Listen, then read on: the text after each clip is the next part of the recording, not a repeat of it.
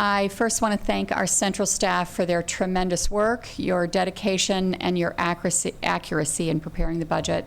And thank you to my office staff and all the departmental staff who worked many hours, nights, weekends to put this together. Thank you for your service.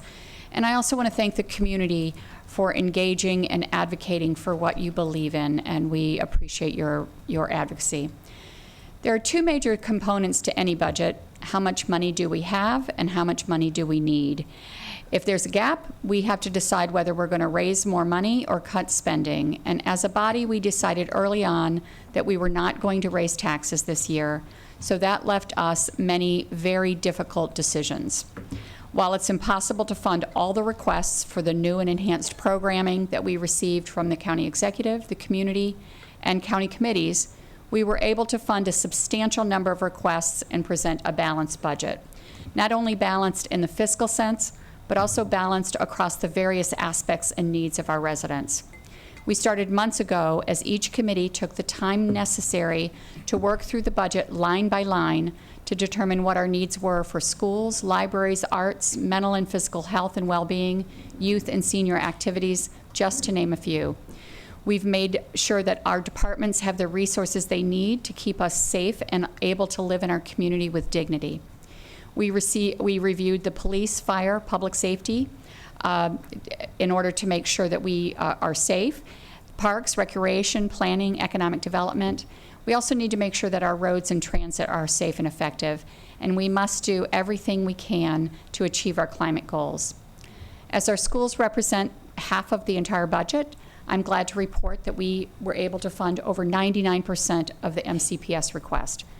As many people know, the council does not have control over the allocation of the funds that we provide to MCPS. While that continues to be frustrating, it is my hope that the school system will continue to assess the needs of the students and staff and ensure the very best use of every dollar they spend.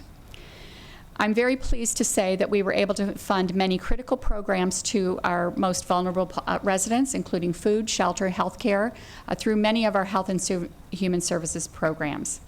In addition to education and our important safety net services, we were able to provide health services to our rural areas, which have the worst health outcomes in the county. We expanded the drone as a first responder program to include drone coverage to Gaithersburg, Germantown, and Montgomery Village area, as well as Bethesda. We were able to give our nonprofit partners an inflationary adjustment. Just as the county government grapples with recruitment and retention of staff, we need to make sure that our valuable community partners can cover increasing costs. We invested in additional staff for mental health, mobile crisis outreach, our planning department, and parks. We have tremendously successful programs, and we want to make sure that we can continue to provide those to more residents who deserve additional services. The Great Seneca Transit Network will move forward, which is a brand new bus service to the Up County, which so desperately needs transit. I'm very excited about several capital projects in my district, and I thank my colleagues for their support. The Clarksburg Library will finally be built to a community that has waited far too long for this asset. The Western Montgomery Community Center in Poolesville will also include medical clinic space, which may be the first of its kind. Both the community center and clinic space are desperately needed in that area of the county, and this is really, to have them co-located is really a dream come true for the community.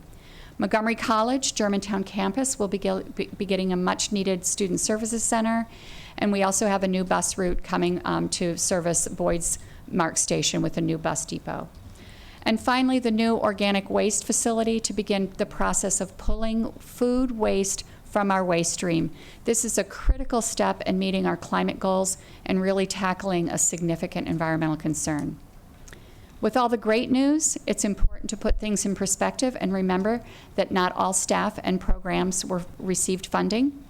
We came together and funded as much as we possibly could, given the resources that we have, all the while keeping in mind a structural deficit that has not yet adequately been addressed and will present an even bigger challenge next year. Thank you, President Friedson, for your leadership, and thank you to my colleagues for your very thoughtful way that each of you approach this task. It's an honor to serve with you all, and I look forward to approving this budget. Thank you.